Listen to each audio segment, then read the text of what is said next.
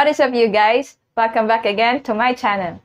So for today, ang lesson naman natin ay isang type ng polygon, yun ay ang triangles.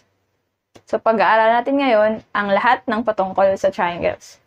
So ano ba bang inaantay natin? Pumunta na tayo sa ating lesson. So ang lesson natin ngayon ay all about triangles. So ano nga ba ang triangle? So a triangle is a three-sided polygon. So lahat po ng polygons na merong three sides at three angles ay tinatawag na triangle. Meron pong dalawang classification ang triangle. Una is according sa measure ng sides and then according sa measure of angles. So the first one is the classification of triangles according to the measures of its sides. So the first one is a scaling triangle in which no two sides are congruent.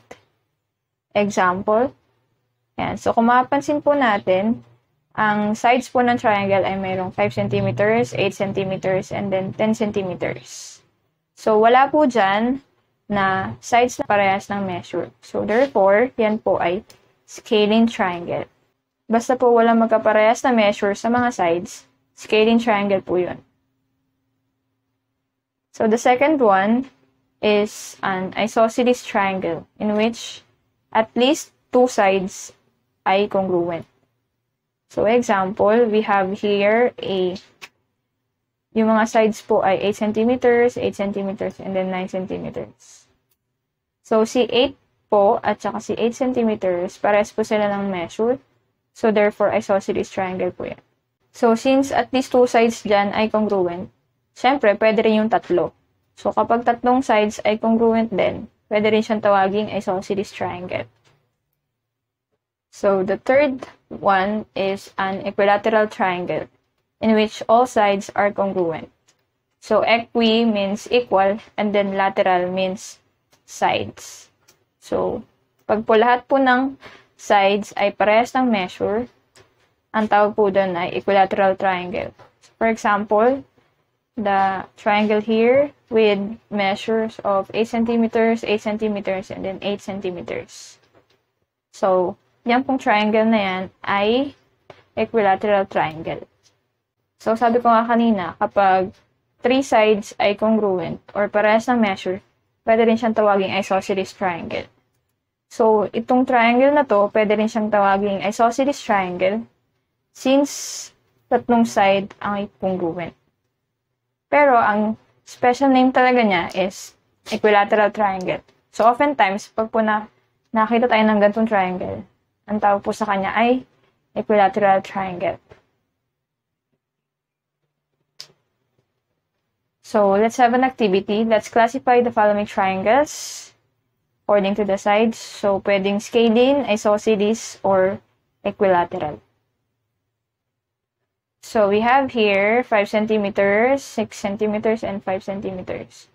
So, yung triangle na yan, since merong dalawang sides na congruent, yan ay isosceles.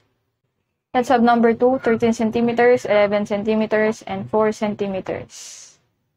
So, kung mapapansin po natin, wala pong side na parehas ang measure. Therefore, scaling triangle po yan. And then the last one, 8 cm, 8 cm, and 8 cm. So, all sides ay parehas ng measure.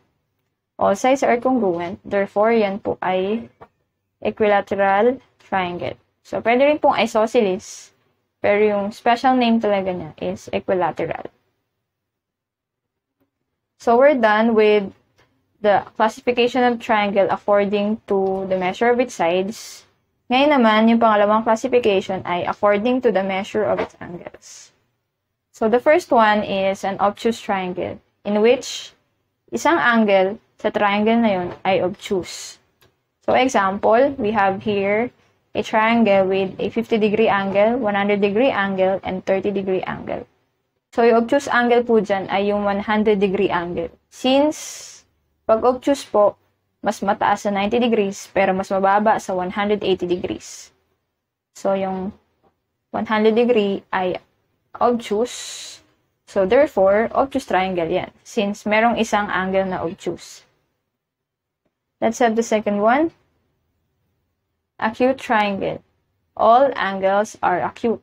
So, kapag acute triangle naman po, dapat lahat ng angles ay acute, meaning greater than 0 degree but less than 90 degrees. So, the example here has a 70-degree angle, a 30-degree angle, and an 80-degree angle.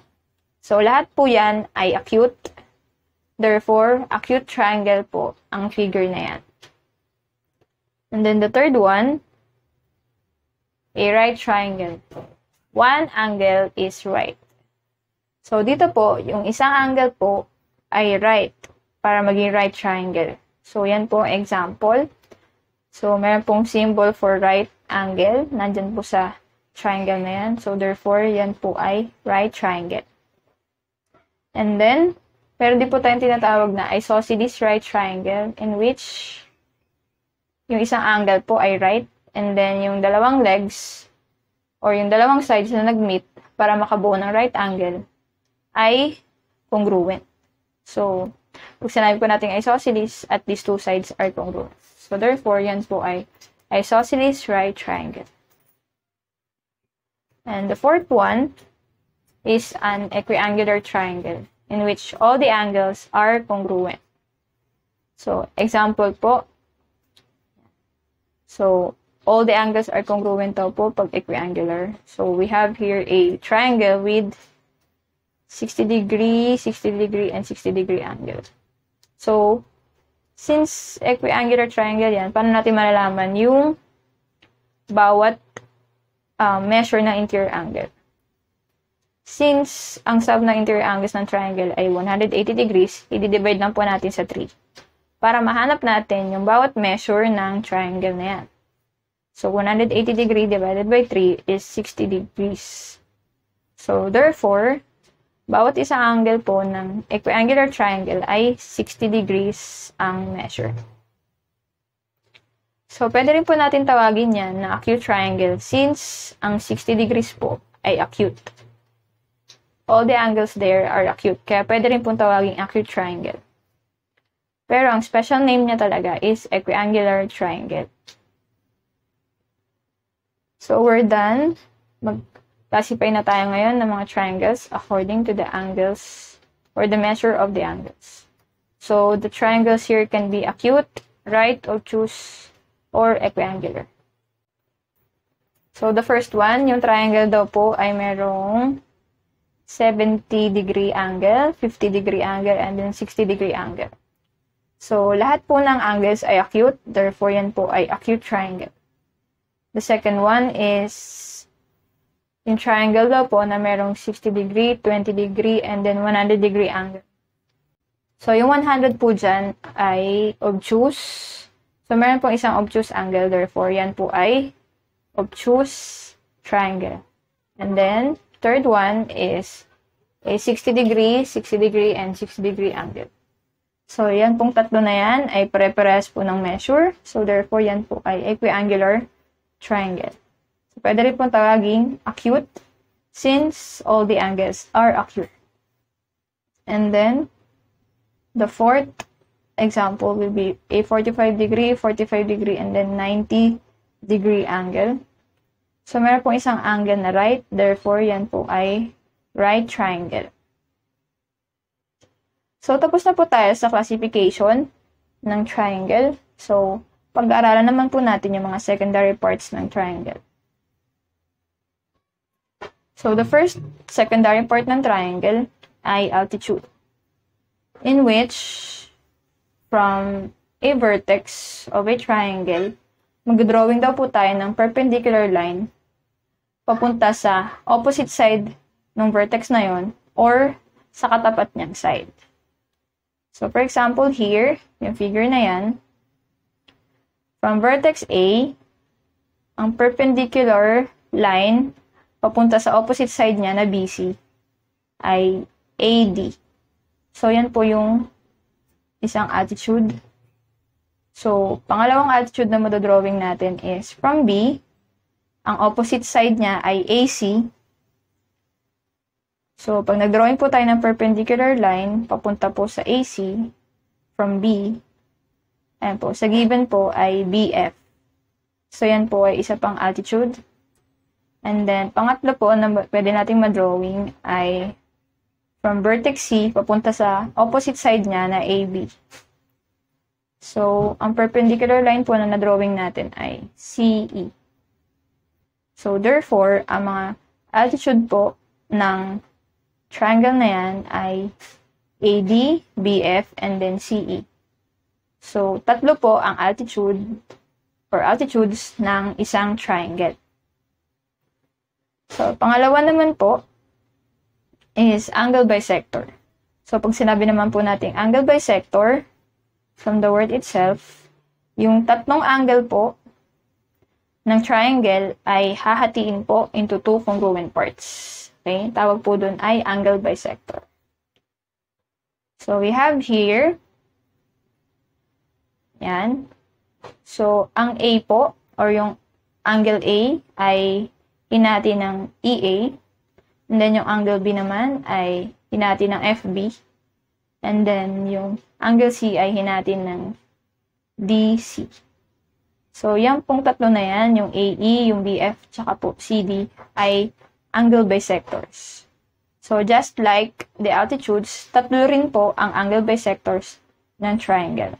Since tatlo yung angles ng triangle. So, the third one is a median.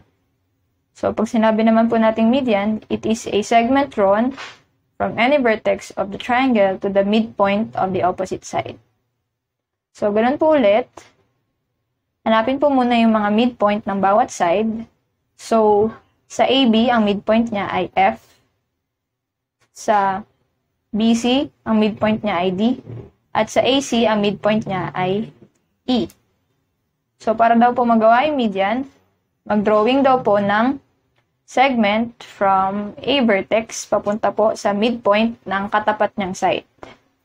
So, from vertex A, ang median po na may drawing natin ay AD. Papunta po sa BC. Ayan. And then, yung pangalawa naman pong median ay from B papunta pong AC ay BE. And then, from C papunta ng AB, ang median po ay CF. So, tatlo rin po yung median ng triangle. So, just like the angle bisectors and then the altitudes of a triangle, tatlo rin po yung median ng triangle. So, sa triangle na to, ang mga medians ay AD, BE, and then CF. That is all for today, guys. Salamat po sa panonood ng aking video lessons. Nawa po ay marami po kayong natutunan. Please support me by subscribing to my channel and also clicking the notification bell below so that you will be notified sa mga susunod pang mga video lessons. Shout out sa mga estudyante ko, sa mga co-teachers ko, at sa mga subscribers na laging nanonood ng mga tutorial videos ko. So, that is all for today, guys. Salamat po. God bless you everyone and stay safe. Bye-bye! Saranghe!